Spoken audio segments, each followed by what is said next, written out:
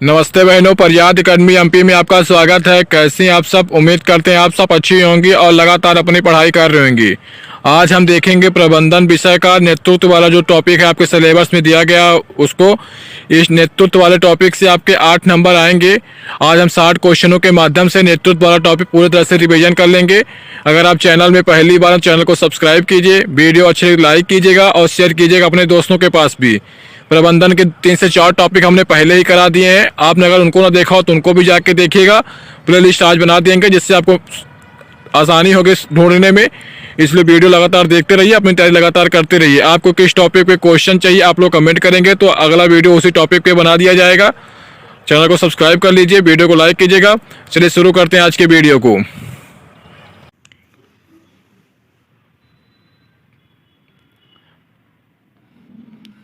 नेतृत्व क्षमता पर आधारित सवाल देखते हैं। एक प्रभावी नेता के लिए सबसे महत्वपूर्ण गुण कौन सा है? कठोर अनुशासन, प्रभावी संवाद क्षमता, सत्ता का प्रयोग, अधिकार का दुरुपयोग। एक प्रभावी नेता के लिए सबसे महत्वपूर्ण गुण कौन सा है? प्रभावी संवाद क्षमता, यानी ऑप्शन बी।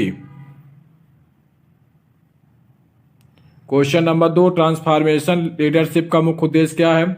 कर्मचारियों को डराना, संगठन में बड़े बदलाव लाना, नियमों का पालन करवाना, संसाधन का संरक्षण करना। ट्रांसफॉर्मेशनल लीडरशिप का मुख्य उद्देश्य होता है संगठन में बड़े बदलाव लाना, यानी ऑप्शन बी। क्वेश्चन नंबर 3, एक अच्छा नेता फीडबैक कैसे देता है? केवल नकारात्मक फीडबैक, गुप्त रूप से, रचनात्मक और सकारात्मक ढंग से, सार्वजनिक रूप से आलोचना करके। एक अच्छा नेता फीडबैक कैसे देता है? रचनात्मक और सकारात्मक ढंग से, ऑप्शन सी। क्वेश्चन नंबर 4, निर्णय लेने में कौन सा गुण सबसे जरूरी है? धैर्य, अनिर्णय, क्रोध या अस्थिरता। निर्णय लेने में कौन सा गुण सबसे जरूरी होता है? ऑप्शन 1, धैर्य।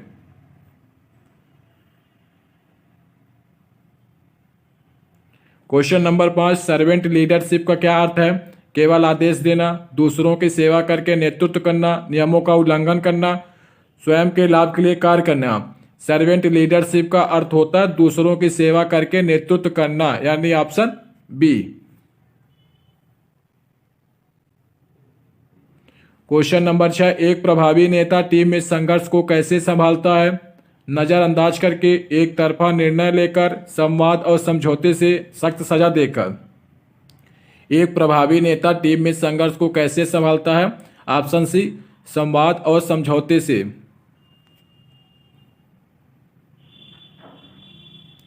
क्वेश्चन नंबर 7, नेतृत्व में इमोशनल इंटेलिजेंस का क्या महत्व है? भावनाओं को दबाना, भावनाओं को समझना और नियंत्रित करना, भावनाओं को नजरअंदाज करना, केवल तर्क पर ध्यान देना। नेतृत्व में इमोशनल इंटेलिजेंस का क्या महत्व है? भावनाओं को समझना और नियंत्रित करना है, ऑप्शन बी। क्वेश्चन नंबर 8 देखिए, कौन सा नेतृत्व मॉडल टीम को स्वायत्तता देता है? Autocratic leadership, democratic leadership, laissez faire leadership या ब्यूरोक्रेटिक लीडरशिप। कौन सा नेतृत्व मॉडल टीम को स्वायत्तता देता है? Laissez faire leadership, option C.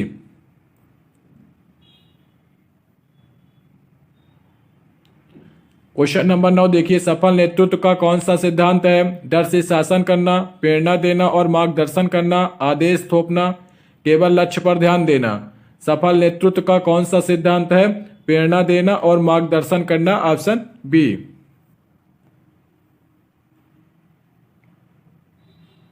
Question number 10, कौन सा गुण जोखिम लेने में मदद करता है? आत्मविश्वास, अस्थिरता, आलस्य या घबराहट। कौन सा गुण जोखिम लेने में मदद करता है? ऑप्शन ए, आत्मविश्वास।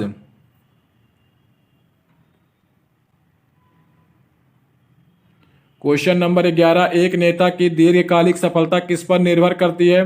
तात्कालिक लाभ पर, टीम के विकास पर, व्यक्तिगत फायदे पर या सख्त अनुशासन पर।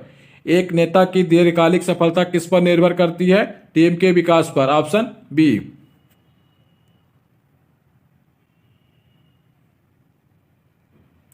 कौन सी रणनीति टीम को प्रेरित करने में प्रभावी है? सजा देना, पुरस्कार और मान्यता, काम का बोझ बढ़ाना, समय सीमा कम करना। कौन सी रणनीति टीम को प्रेरित करने में प्रभावी है? पुरस्कार और मान्यता, ऑप्शन बी।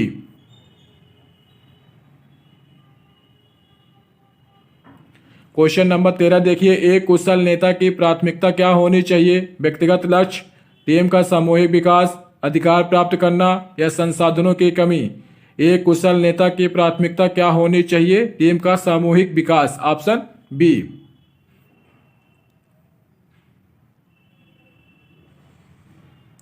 क्वेश्चन नंबर 14, नेता किसके माध्यम से अपने विचार साझा करता है? केवल लिखित रूप में, प्रभावी संवाद और प्रेरणा, आदेश देकर या चुप रहकर? नेता किसके माध्यम से अपने विचार साझा करता है? ऑप्शन बी, प्रभावी संवाद और प्रेरणा से। क्वेश्चन नंबर 15, नेतृत्व में विजन का क्या महत्व है? केवल वर्तमान पर ध्यान देना, भविष्य की स्पष्ट योजना बनाना, केवल समस्याओं पर ध्यान देना, केवल लाभ कमाना? नेतृत्व में विजन का क्या महत्व है? भविष्य की स्पष्ट योजना बनाना, option B.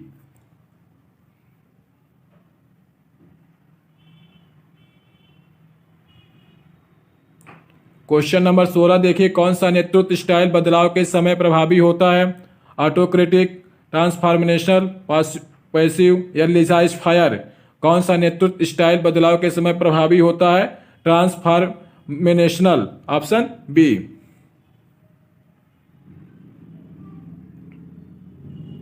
Question number 17, situational leadership का क्या अर्थ है? हर एक समय एक ही शैली का पालन करना, परिस्थिति के अनुसार नेतृत्व शैली बदलना, केवल आदेश देना या निर्णय टालना?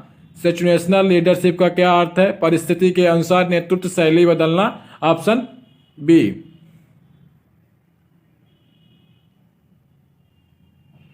एक अच्छा नेता असफलता को कैसे देखता है? अंत मानकर हार मान लेता है, सीखने का अवसर लेता है, दूसरों को दोष देता है या निराश हो जाता है? एक अच्छा नेता असफलता को कैसे देखता है? ऑप्शन बी, सीखने का अवसर मानता है।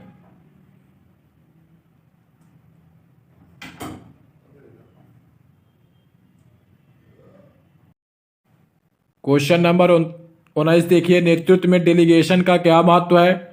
सभी कार्य स्वयं करना, टीम पर विश्वास करके जिम्मेदारी बांटना, केवल आदेश देना या जिम्मेदारी से बचना? नेतृत्व में डेलीगेशन का क्या महत्व है? टीम पर विश्वास करके जिम्मेदारी बांटना, ऑप्शन बी। क्वेश्चन नंबर 20, प्रभावी टीम निर्माण के लिए क्या जरूरी है? डर का माहौल, स्पष्ट लक्ष्य और विश्वास, आदेशों की अधिकता या संसाधनों की कमी? प्रभावी टीम निर्माण के लिए क्या जरूरी है? स्पष्ट लक्ष्य और विश्वास, ऑप्शन बी।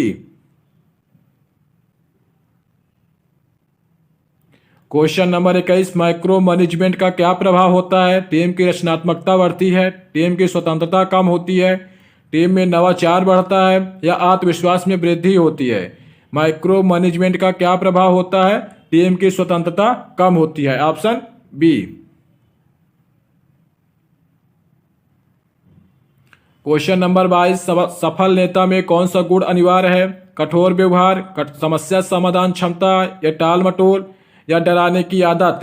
सफल नेता में कौन सा गुण अनिवार्य है? समस्या समाधान क्षमता, यानी ऑप्शन बी।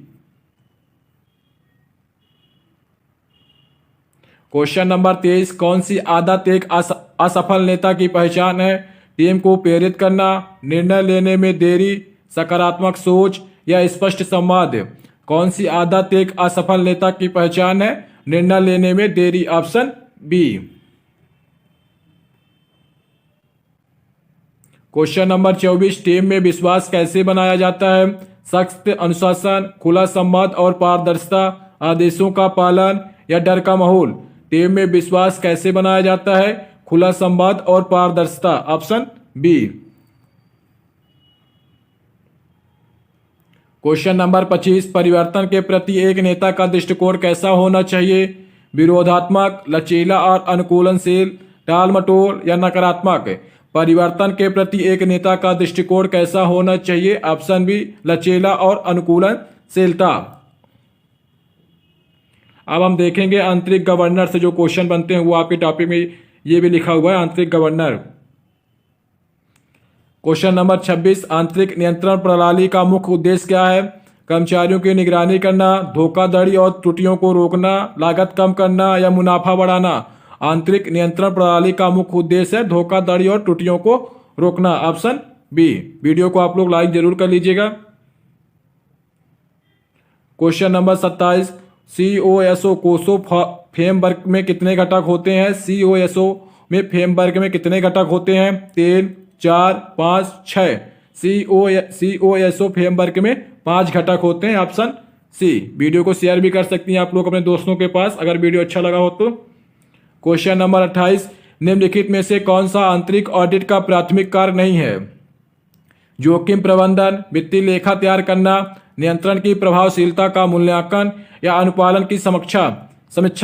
निम्नलिखित में से कौन सा आंतरिक ऑडिट का प्राथमिक कार्य नहीं है? वित्तीय लेखा तैयार करना, यानी ऑप्शन बी, इसका यह प्राथमिक कार्य नहीं होता।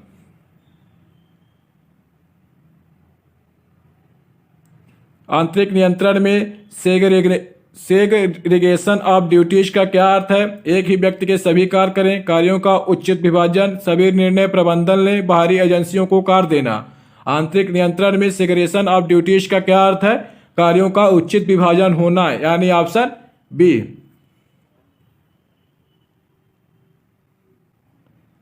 क्वेश्चन नंबर 30, आंतरिक ऑडिट रिपोर्ट किसे सौंपी जाती है? बाहरी ऑडिटर, कंपनी के सभी कर्मचारी, ऑडिट कमेटी या ग्राहकों को? आंतरिक ऑडिट रिपोर्ट किसे सौंपी जाती है? ऑडिट कमेटी, यानी ऑप्शन सी।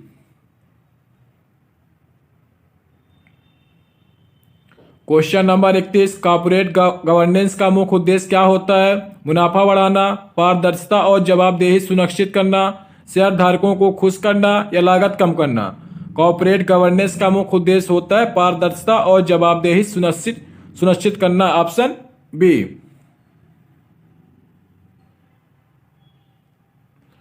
क्वेश्चन नंबर 32, कौन सा तंत्र आंतरिक नियंत्रण का हिस्सा नहीं है? जोखिम आकलन, सूचना और संचार, विपणन रणनीति या नियंत्रण गतिविधियां? कौन सा तंत्र आंतरिक नियंत्रण का हिस्सा नहीं है? विपणन रणनीति, ऑप्शन सी। क्वेश्चन नंबर 33, जोखिम प्रबंधन का मुख्य उद्देश्य क्या है? जोखिम से बचना, जोखिम की पहचान, आकलन और नियंत्रण, केवल रिपोर्ट बनाना या लागत कम करना? जोखिम प्रबंधन का मुख्य उद्देश्य क्या है? जोखिम की पहचान, आकलन और नियंत्रण, ऑप्शन बी। क्वेश्चन नंबर 34 देखिए, आंतरिक नियंत्रण प्रणाली की प्रभावशीलता का आकलन कौन करता है? बाहरी ऑडिटर, आंतरिक ऑडिटर, प्रबंधक या ग्राहक? आंतरिक नियंत्रण प्रणाली की प्रभावशीलता का आकलन कौन करता है? ऑप्शन बी, आंतरिक ऑडिटर।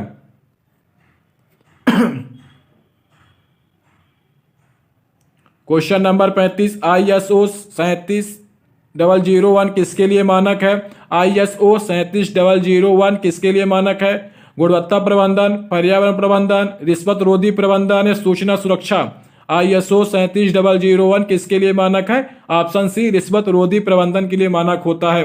वीडियो को लाइक कर लीजिए और शेयर भी कर दीजिएगा। क्वेश्चन नंबर 36, आंतरिक नियंत्रण में कंट्रोल इन्वायरमेंट का क्या महत्व है? नीति और प्रतिक्रियाओं का अनुपालन, संगठन की नैतिकता और मूल्यों की स्थापना, केवल वित्तीय रिपोर्टिंग या विपणन रणनीति? आंतरिक नियंत्रण में कंट्रोल इन्वायरमेंट का महत्व है, ऑप्शन बी, संगठन की नैतिकता और मूल्यों की स्थापना।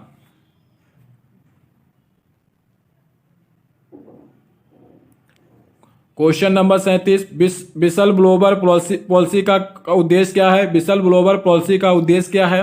कर्मचारियों को दंडित करना, अनियमितताओं की रिपोर्टिंग को प्रोत्साहित करना, लाभ बढ़ाना, कारभार बढ़ाना? इसका आंसर होगा अनियमितताओं की रिपोर्टिंग को प्रोत्साहित करना, ऑप्शन बी।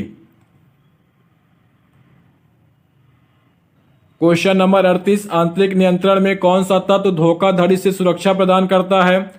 सूचना संचार प्रणाली, निगरानी गतिविधियां, विपणन रणनीति या ग्राहक सेवा? आंतरिक नियंत्रण में कौन सा तत्व धोखाधड़ी से सुरक्षा प्रदान करता है? इसका आंसर होगा ऑप्शन बी, निगरानी गतिविधियां।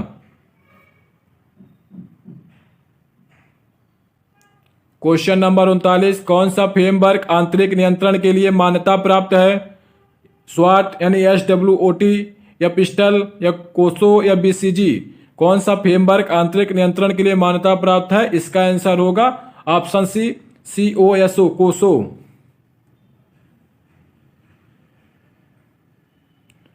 क्वेश्चन नंबर 40, आंतरिक ऑडिट किस पर केंद्रित होता है? केवल वित्तीय रिकॉर्ड, केवल कानूनी अनुपालन, संगठन की समग्र दक्षता और प्रभावशीलता या विपणन गतिविधियां? आंतरिक ऑडिट किस पर केंद्रित होता है? संगठन की समग्र दक्षता और प्रभावशीलता। Option C.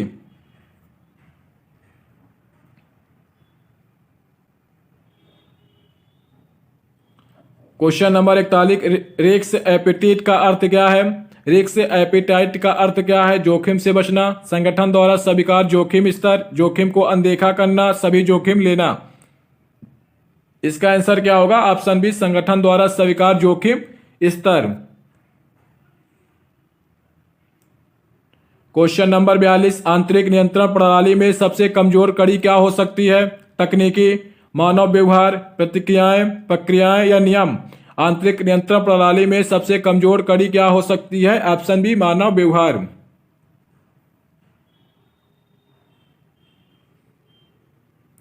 Question number 43, compliance audit का मुख्य उद्देश्य क्या है? वित्तीय लेखांकन, नियमों और नीतियों का पालन सुनिश्चित करना, विपणन रणनीति तैयार करना या उत्पादन बढ़ाना।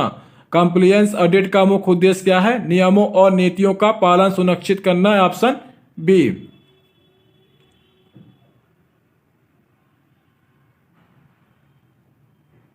क्वेश्चन नंबर 44, जोखिम प्रबंधन प्रक्रिया का पहला चरण क्या है? जोखिम नियंत्रण, जोखिम का आकलन, जोखिम की पहचान या जोखिम का विश्लेषण। जोखिम प्रबंधन प्रक्रिया का पहला चरण है जोखिम की पहचान। Option C.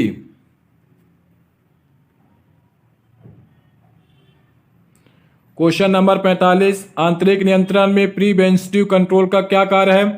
त्रुटियों की पहचान, धोखाधड़ी को रोकना, समस्याओं को ठीक करना या रिपोर्टिंग में सुधार करना। आंतरिक नियंत्रण में प्रिवेंटिव कंट्रोल का क्या कार्य है? इसका आंसर 45 का आंसर आप लोग कमेंट बॉक्स में दीजिएगा कि इसका आंसर क्या होगा। क्वेश्चन नंबर 46, किस अधिनियम ने भारत में कॉर्पोरेट गवर्नेंस को मजबूत किया? IT act 2000, companies act 2013, income tax act 1961, GST act 2017। किस अधिनियम ने भारत में कॉर्पोरेट गवर्नेंस को मजबूत किया? Option B, companies act 1913। Question number 47, आंतरिक नियंत्रण में करेक्टिव कंट्रोल का क्या उद्देश्य होता है? समस्या उत्पन्न होने से रोकना, त्रुटियों और अनियमितताओं को सुधारना, रिपोर्ट तैयार करना या लागत बढ़ाना। आंतरिक नियंत्रण में करेक्टिव कंट्रोल का उद्देश्य क्या होता है? त्रुटियों और अनियमितताओं को सुधारना। Option B. क्वेश्चन नंबर 48, एक मजबूत आंतरिक नियंत्रण प्रणाली किस पर आधारित होती है? कठोर नियम, प्रभावी संवाद और पारदर्शिता, बाहरी ऑडिट, सजा व दंड। एक मजबूत आंतरिक नियंत्रण प्रणाली किस पर आधारित होती है? प्रभावी संवाद और पारदर्शिता। Option B.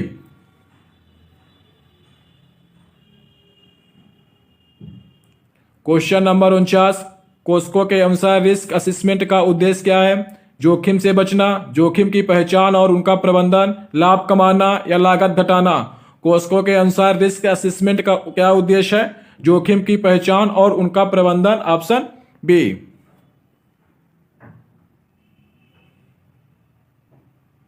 क्वेश्चन नंबर 50, आंतरिक ऑडिट में इंडिपेंडेंस का क्या अर्थ है? प्रबंधन के नियंत्रण में रहना, स्वतंत्र और निष्पक्ष दृष्टिकोण रखना, केवल वित्तीय रिपोर्टिंग या बाहरी सलाह लेना। आंतरिक ऑडिट में इंडिपेंडेंस का क्या अर्थ है? स्वतंत्र और निष्पक्ष दृष्टिकोण। Option B.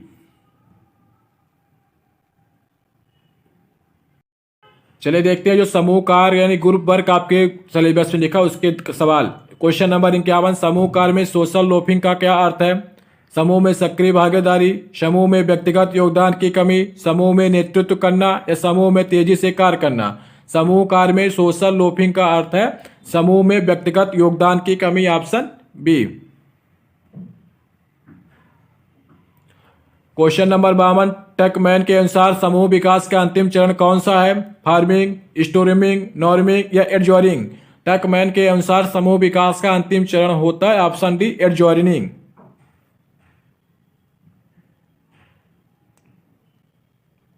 क्वेश्चन नंबर 53, समूह निर्णय लेने में ग्रुप थिंक किस स्थिति को दर्शाता है? रचनात्मक सोच, स्वतंत्र विचार, समूह में सामूहिक दबाव के कारण गलत निर्णय लेना या तर्कसंगत निर्णय लेना।